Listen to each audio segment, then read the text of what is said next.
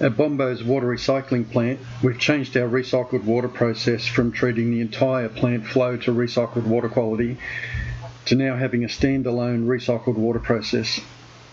The new process uses ammonia paste hypochlorite dosing to achieve the required free chlorine residual. This training video gives detailed instructions for operating the new process. Because this is quite a long training video, there's chapter markers embedded in the timeline, so you can scrub through to the section you're interested in. This is Bombo sewage plant, and we're at the chlorine contact tank.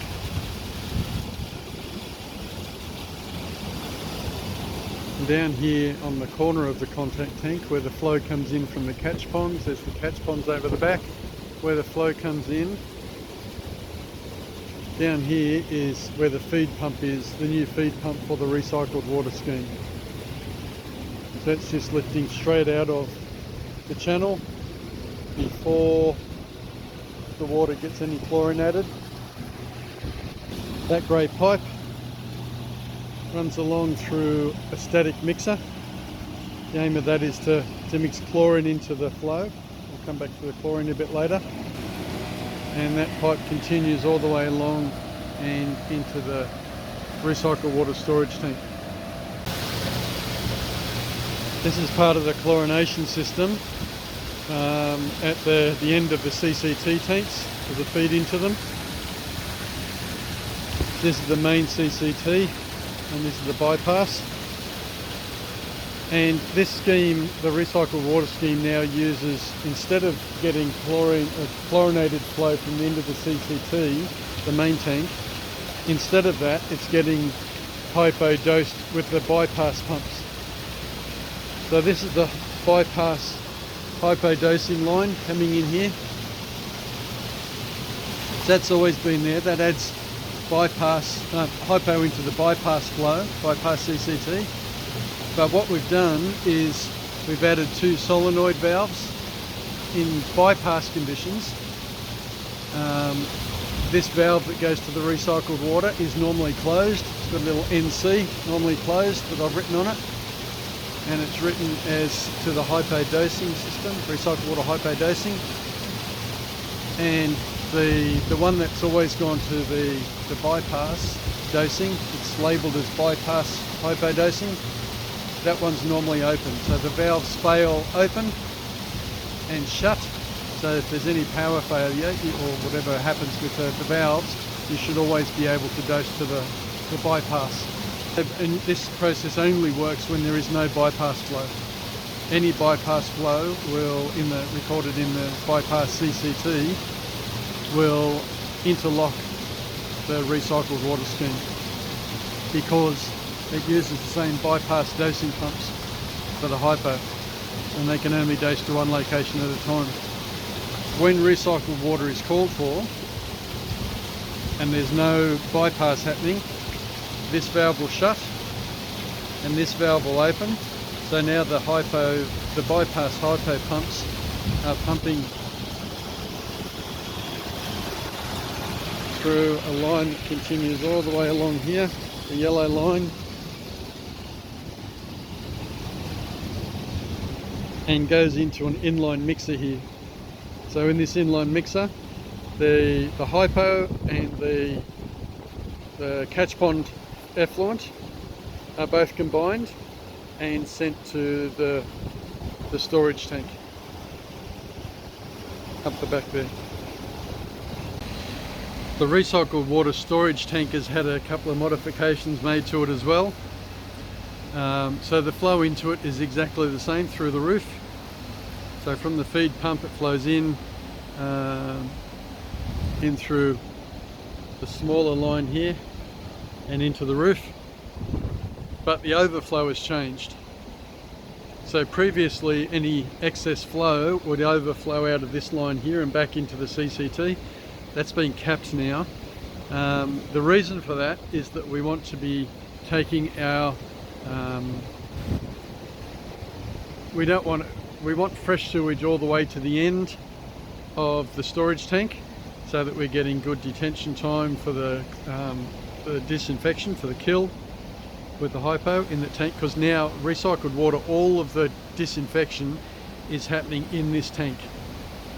So we're not using any of the CCT detention time. All of the detention for the hypo dosing, for the chlorination, all the detention time is happening in the recycled water storage tank. And so there's baffles in that tank. There's a couple of baffles, which means it's in 3 zones to stop short circuiting.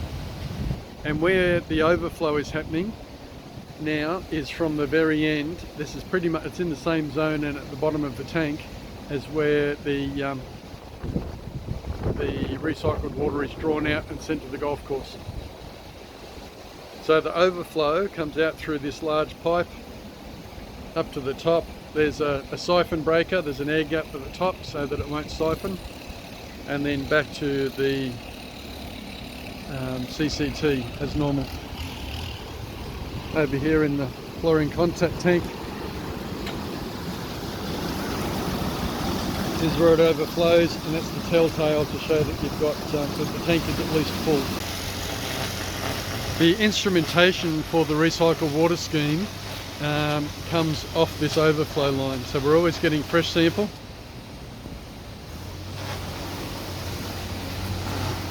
So it used to come, or we used to try and take it from the suction into the pump to the golf course.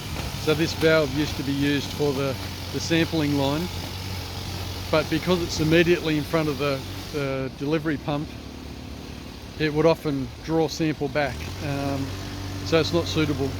There's not enough pressure there to force the flow into the instruments. So that valve will remain shut now. It's not a sample line anymore. Instead we're using this valve here. So that's on the overflow line. It's essentially the same water. It's in the same quadrant of the same compartment of the tank. So from the overflow line, this valve lets us draw down and comes over through this line and up through the white pipe. There's a little isolation valve in the corner there if you need. Feeds along the back of the CCT and into this booster pump. So this little pump is a booster pump. It'll only run when there's flow. It's got a flow switch built in. As soon as there's no flow, it'll turn off.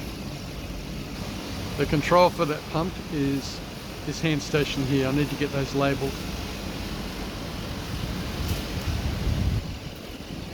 So out of the booster pump, runs down through a pressure gauge so you can tell that there is some flow happening. And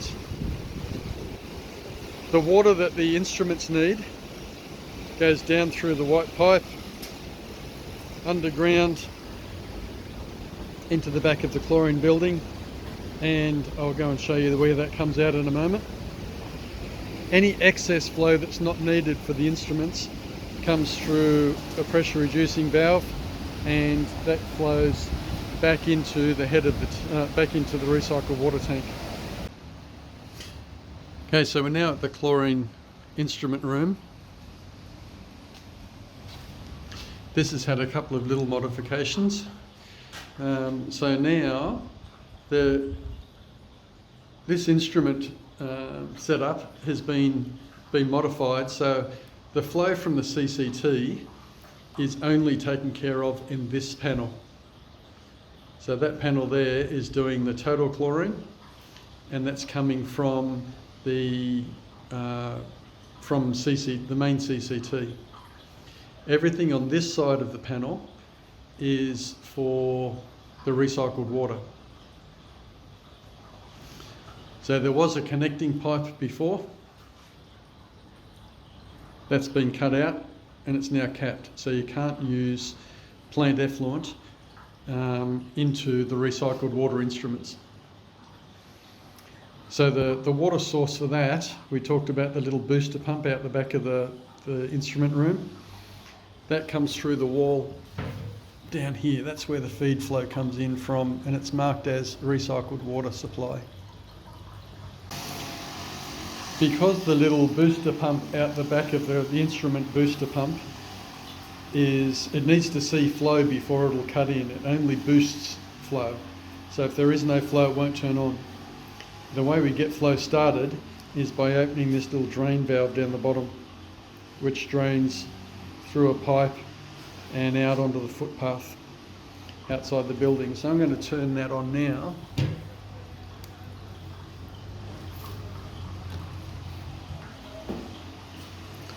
So there should start to be there's now flow coming out on the footpath here. And because the pump has seen flow, it will now turn on and start boosting the pressure. So I can turn this off. The total chlorine needs 40 litres an hour. The free chlorine, which is through the larger rotameter, needs something like 60 or 70 plus litres an hour. And the turbidity analyzer should be set at around the 180 litres an hour mark. Then this valve here controls the flow through the instrument, and there should be a little tiny telltale flow through an overflow line here. There's a little dribble coming down here, doesn't need to be very much. That's how you determine how much flow should be coming through this valve into the instrument. Now underneath the instrument we should see a nice clear flow of water, a nice clear stream. It shouldn't be turbulent. So another key component of the new recycled water scheme at Bombo is we're dosing according to how much ammonia is coming through. So the reason for this is ammonia has quite a large chlorine demand. So if there's ammonia coming through from the idals and from the catch pond, then a portion of the chlorine that we dose, of the hypo that we dose, is being consumed by the ammonia to form chloramines. They're still a disinfectant, but they're not the disinfectant that we need.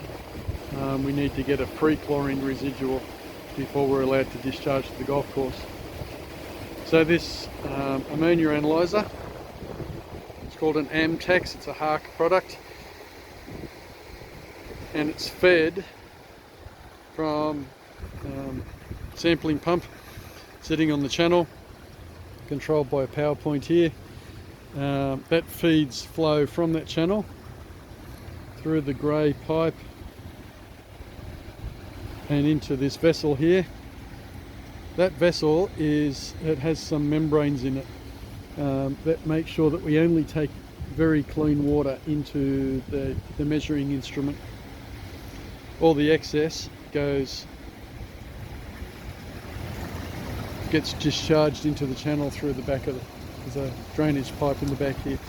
So this has filtering membranes, and then this box here is called a Filtrax. That's basically that's a series of pumps that suck the water through the membranes, and then from there it pumps it into the Amtex, the ammonia analyzer.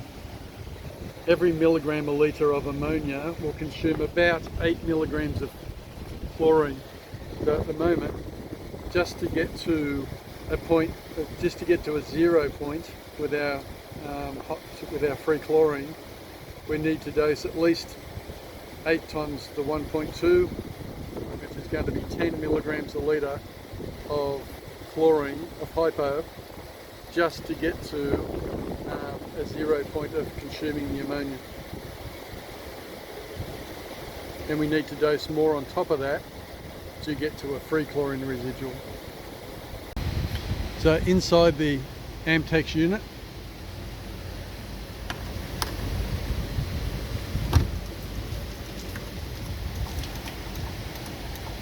this is the cabinet. So there are a whole lot of chemicals. There's a cleaning solution here, which is just citric acid. And behind the panel, if we open that up, is where the chemicals are stored. So there's two standards, a low concentration standard and a high concentration standard, and a jar of electrolyte. All those chemicals are used and need to be replaced. Those sample bottles should last or reagent bottle should last about 3 months. And we're taking a sample of ammonia every 5 minutes. In the door of the Amtax unit, there's instructions for maintaining the Filtrax, the filtering mechanism, and also for the this Amtax troubleshooting, how to start, stop, checking calibration, things like that. So we've now dealt with the hardware parts of the recycled water scheme. Now we'll look at the control on SCADA, and this is for Bombo plant and the recycled water process.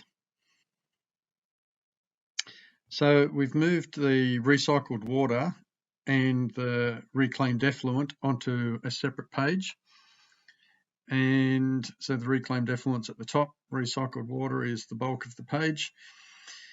So we've got feed pump linked back to the hypo bypass pumps, the storage tank with their level switches, and the delivery pump and flow meter to the golf course, and the dam levels. So that was a lot of that was pre-existing stuff. What we've added in this page is the recycled water critical control points. So these are all lockouts. All these parameters, if they're outside of their range, they will interlock the delivery pump to the golf course.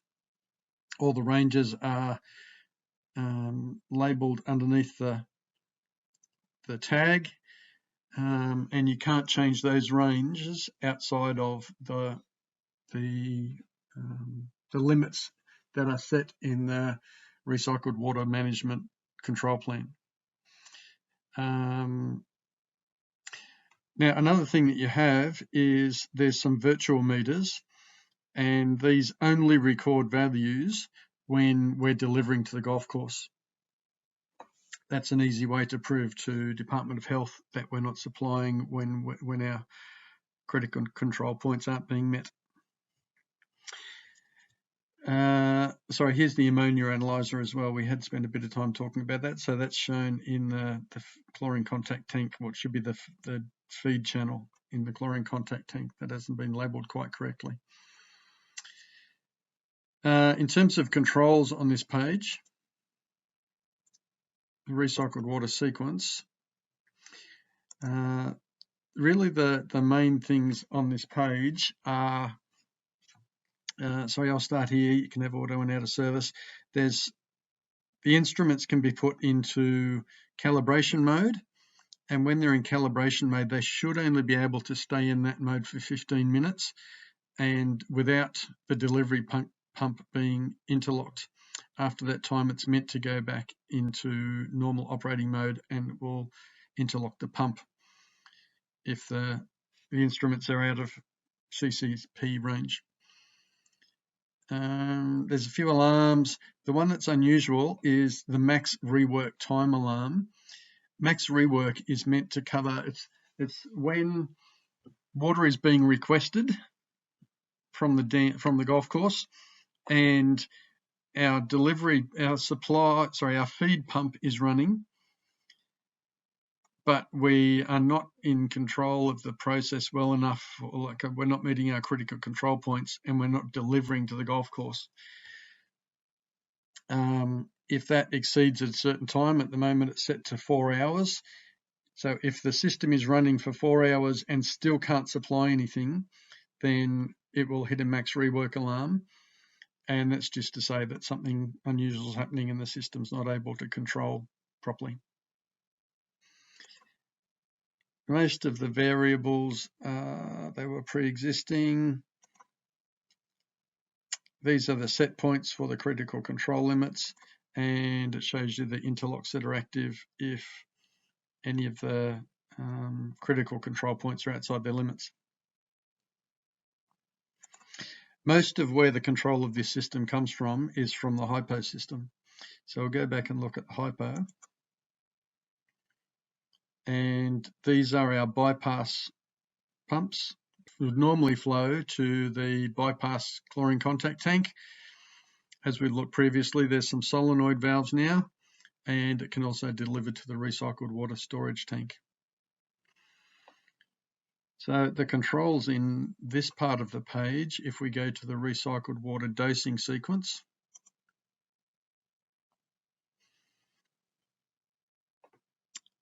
this is where we can select the operating mode. So there's 3 operating modes for the recycled water for the chlorine dosing. So there's ammonia paste dosing.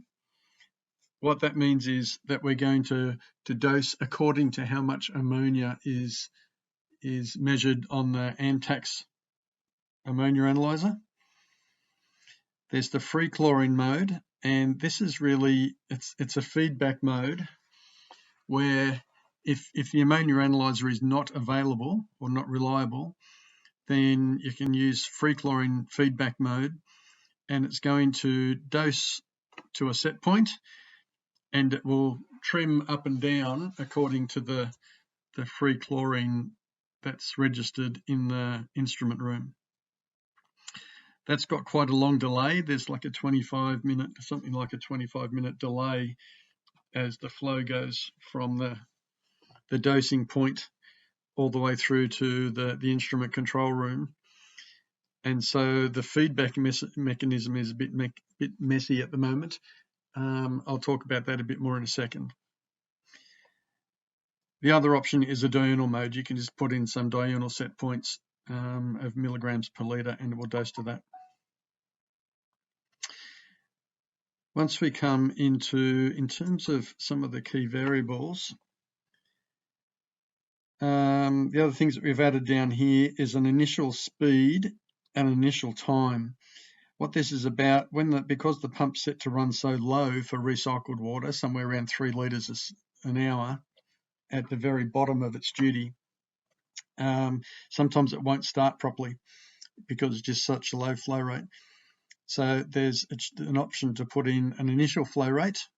At the moment, we've set it to pump hard, 50 litres an hour for 2 minutes, just to make sure the pump's kicking over properly, and then it will drop back to whatever the dosing requirement is. In the recycled water variables page, I'll start with the ammonia variables. So what this is set to do is there's a ratio between the amount of chlorine you need to use and the amount of ammonia that is there to be oxidized. That will form chloramines, and if you keep dosing past that, it will eventually get to a break point of chlorination, which means that you've really used all the ammonia, and it's all been combined chlorine, and now you're at the point where you can start producing free chlorine. So that ratio, I had said previously, should be around 8. From practice, we found in this plant we can probably have that ratio of around 6. So that means for every milligram of ammonia registered on the ammonia analyzer, we're going to dose 6 milligrams of chlorine.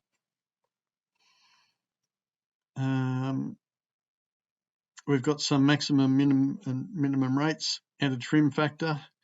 You probably won't need to use the trim factor, I would suggest. You can probably just use the ammonia ratio for that. So this ammonia ratio ideally should get you to a point of 0 free chlorine, but all the ammonia is used up. And then the free chlorine set point is how much extra chlorine you want to add after you've reached the 0 point, the break point. So really there's only 2 parameters that you should need to play with for the ammonia mode of running, ammonia paste dosing, is the chlorine to ammonia ratio to help you to get to a free chlorine, to the chlorine break point. And then a free chlorine set point is how much extra chlorine you want to add beyond that. We haven't optimized this system yet, so that's why it's still reading a high number. If you want to use the free chlorine feedback mode, that's the parameters down here. Now this currently is set up in a really dodgy way. They're not trim factors like you used to. It's all inverted. It's quite complicated to get your head around, so I would suggest don't play with those numbers. And I've asked the SCADA team to build a new PID loop for this that will actually control it properly. So these are all counterintuitive. You'll think they're crazy numbers, but don't play with them.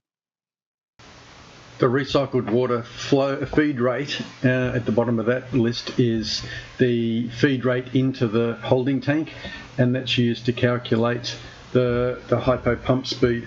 So that's an important parameter. We've measured that at 11.1 litres per second. It should read litres per second, not litres per hour. Oh, this chlorine trim factor here, it's not litres per hour. This is how much the dose rate is going to be trimmed because of these factors if you're in free chlorine feedback mode.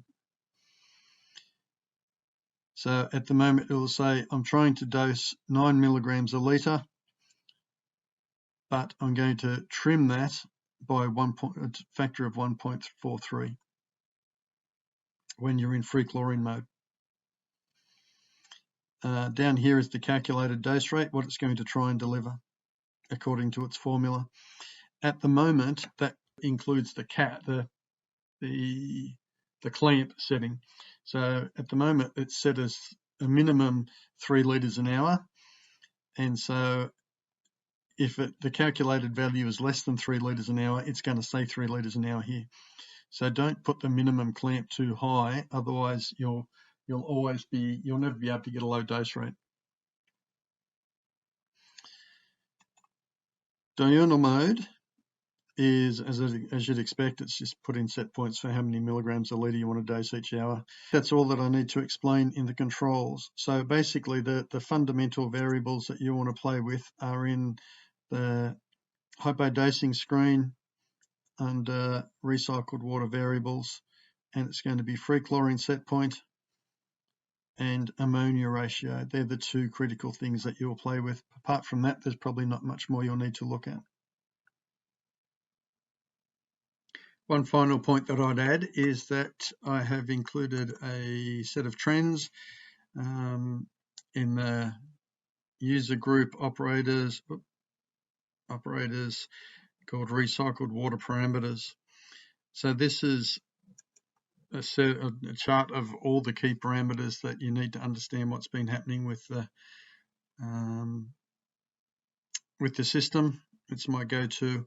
It's got all the process interlocking values, the level of the dam, when we're exporting flow, chlorine analyzers, or there's ammonia, the ammonia reading, the pump speeds.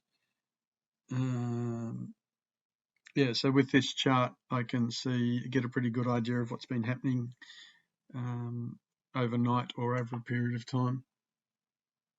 The key thing that usually stops this process from running is that the free chlorine goes under 2.5 milligrams a litre, and as soon as that happens, then the export pump to the golf course interlocks. So that's the limit, is trying to make sure that the free chlorine stays between 2.5 and 5 milligrams a litre, and not letting the total chlorine go above 5. It can be a bit tricky trying to balance that. So that's the chart that I would suggest is really good for getting your head around what's happening in the process and why things are interlocking when they are, because you've got all the key parameters on the one chart at once. So to check that the membranes in this filtering vessel are clean enough, what I'm going to do is draw down the water level a bit and pull the filters out. So what I've done here is I've just turned off the feed pump at the power point.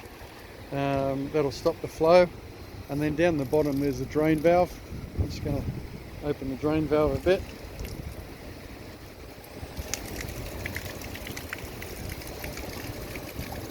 It's going to lower the water level. That'll be enough for the moment. So the little membrane, the filter plates, these white plates here with the tubes coming at the top, they need to be kept wet. So don't let those dry out. So what I'm going to do is lift up one of the plates and just pull out. And you should be able to see that looks pretty mucky, pretty dirty. So I'm going to pull that out and go and clean it.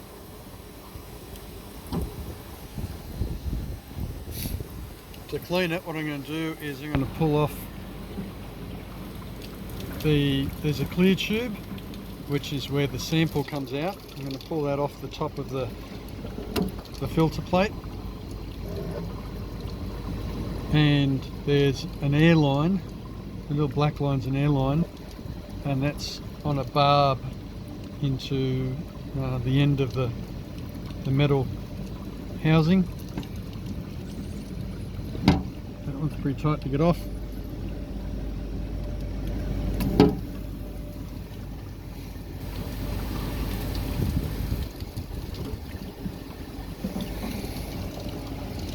Okay, so that's the membrane plate, and it's covered in biofilm. Any biofilm is going to consume ammonia as it passes through the membrane, so it's really important that we keep this membrane clean, otherwise we're not getting an accurate ammonia reading. So what we're going to do now, I'm in the lab and we've got one of the filter plates, there's two in that filtering vessel, and I'm going to use this tray here. It's labelled as the Filtrax membrane cleaning tray, and it says to use 5% bleach and a soft sponge to do the cleaning. I've just left this layer in the chlorine instrument room with the other Amtax spares. It's just a nice size for cleaning the membranes. So drop a membrane in and get a bottle of bleach from up on the cupboard. This says premium bleach, 42 grams per litre, which means it's 4.2% bleach. They recommend that you clean it in about 5% bleach, so this will be fine. And I'm just going to pour that all over it.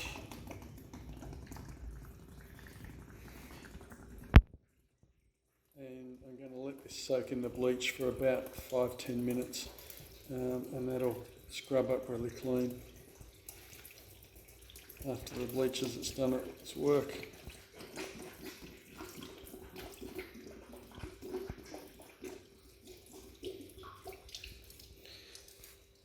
So that's 1 litre, that's a, what is that, 1.5, 2 litre bottle.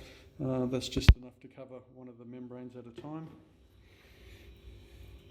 And I bought these from Bunnings, so they're about $1.70 each bottle or something, they're cheap as. So I'll let that soak for about 5-10 minutes and then we'll wipe it clean with a sponge. Okay, so the filter membrane's been soaking in bleach for at least 5 minutes, so I'm just going to pull that out and wipe it down, and it wipes off really quite nicely.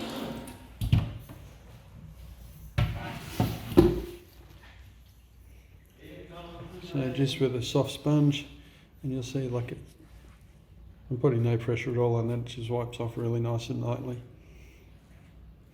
Do that both sides, give it a quick rinse with fresh water, and we're back in business. So the first membrane's scrubbed up quite nicely, and we can go and take the next one out and do that as well.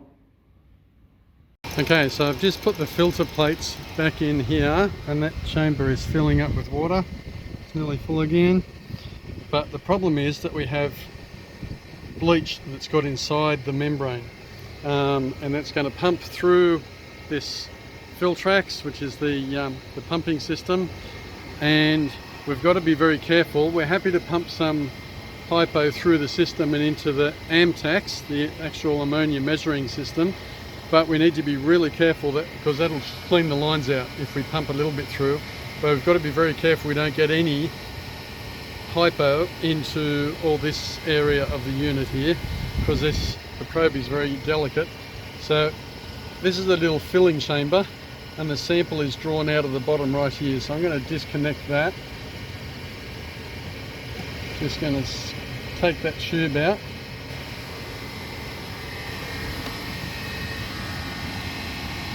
I'm just pulling the cabinet out so that it doesn't drain into the cabinet. Okay, so now this little sample line on the bottom here, the third one in, these sample lines are for the 1 milligram a litre standard, the 10 milligram a litre standard, the sample, which is what we've just disconnected, and the drain line. So I've disconnected the sample line from this little port here, and so that we can pump all the hypo through and clean out the lines. I'm just going to take a little plug that's in the top. I'm just going to swap those over for a minute. So I'll take out the top plug and I'm going to put it down into the bottom of that filling chamber. Alright, so what's going to happen now is we've disconnected the sample line, the third line in. I've actually written sample on there. Disconnected that line from this little filling chamber, from the bottom of it, and I've plugged it. So now when we pump through any sample of our sample, it's going to fill this tube and overflow and go to drain. These lines here go to drain. So now we can pump through our sample. And if we come back to the Filtrax, that's the stainless steel cabinet, there's a procedure for pre-pumping. Once you've cleaned the membranes, you tell it to pre-pump, and both the pumps are going to run and pump a whole lot of standard through. That's going to go for, it says 600 seconds, so it's going to pump sample through for 10 minutes. It's going to draw it out of the filter membranes here, through the pumps, and then into the Amtax.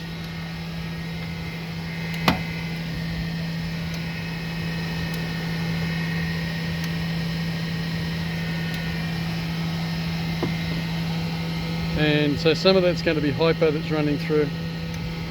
This is actually overflowing the tube. It's coming out this top hole. I need to get another plug for there. And then it will definitely drain through the drain lines. But what we're doing now is any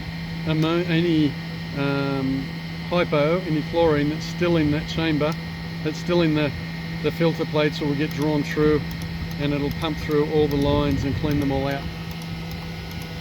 Just want to make sure that none of this overflow gets back into the body of the Amtax, because inside, behind this panel here, hinges, in behind there's a couple of little screws down here that are a conductivity probe, and if you get moisture allowing conductivity between the two screws, the two probes, then it'll have a fault.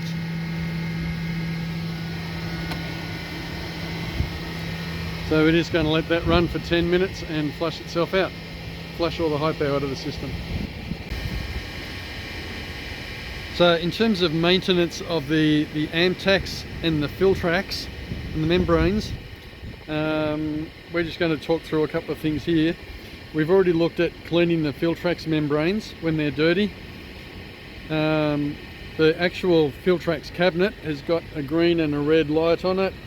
So when you see a red light, there's something that needs doing. Typically it will be that there's tubes need replacing. We'll look at that in a second.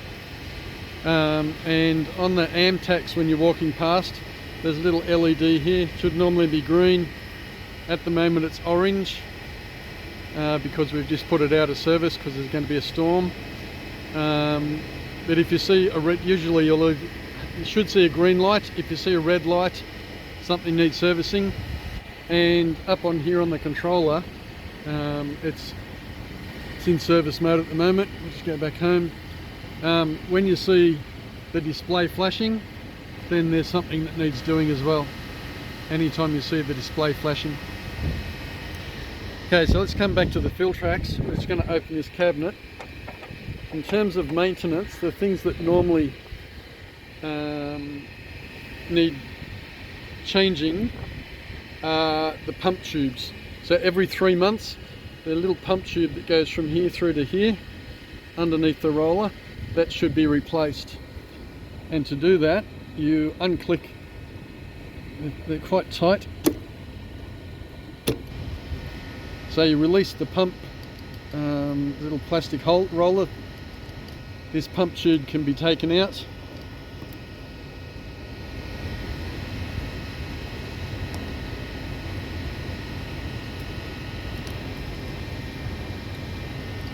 Do that on both of them, and you can change the pump tube that runs from this little joiner to this little joiner. They're a double tube, 2 tubes side by side,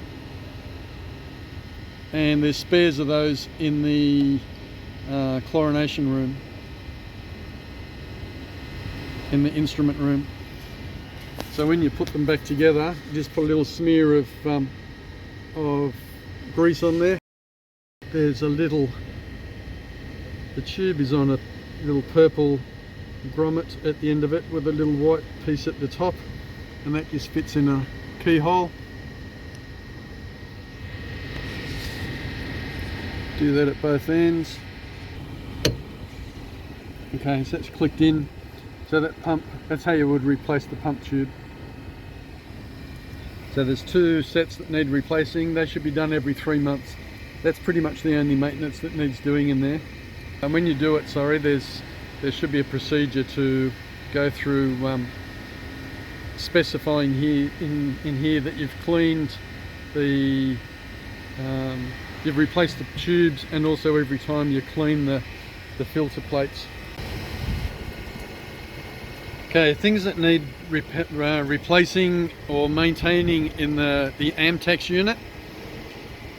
There's this little bottle over the side here is the cleaning solution. That's citric acid. You can buy it from Hark, or you can fill it yourself. It's citric acid, 40 to 50% solution of citric acid. So basically you can buy that from Coles or Woolies, food grade citric acid, little bottle. There's some in the lab at the moment. Put 125 grams in the bottle and then fill it with distilled water or deionized water or something. Every 3 months roughly, the chemicals in the back here should need replacing, and every time you put a new bottle in, order another one from the supplier.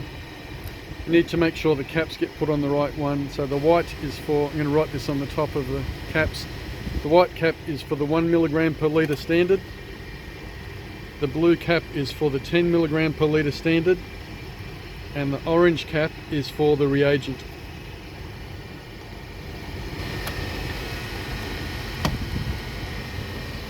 So the electrode needs to be taken out and its cap and electrode replaced every 3 months. So to do that, up here there's a little cap, black rubber cap. I'm going to disconnect that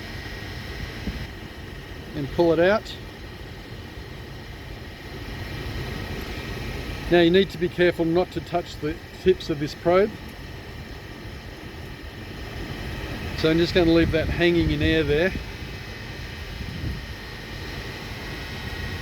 And now this little capsule can be pulled out, and we need to replace that fluid and the cap on the bottom of it. You need to unscrew the black cap or the fluid will drain out. Spare caps are in here, so you put a new cap on and you fill it with the electrolyte that's in this little bottle. There's spare bottles in chlorine instrument room. So you put the whole little bottle in, that'll largely fill up this vial, and that can go back in.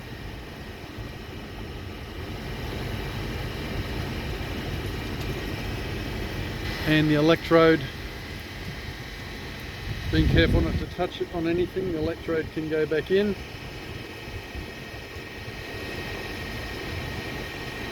Just flick the little edges over so it's in, and that should be all you need to do every 3 months. So replace the cap and the electrolyte and replace the chemicals, and the cleaning solution. They should be the only things you need to do every 3 months, and every 6 months, so twice a year, there should be a contract for Hark service technician to come down and replace everything that needs doing. So your 3 monthly one, so you'll do it at month 3 and month 9. They'll come and do it at the start of the year and at 6 months. That should be all the maintenance that needs doing, apart from resolving errors that happen up on the display.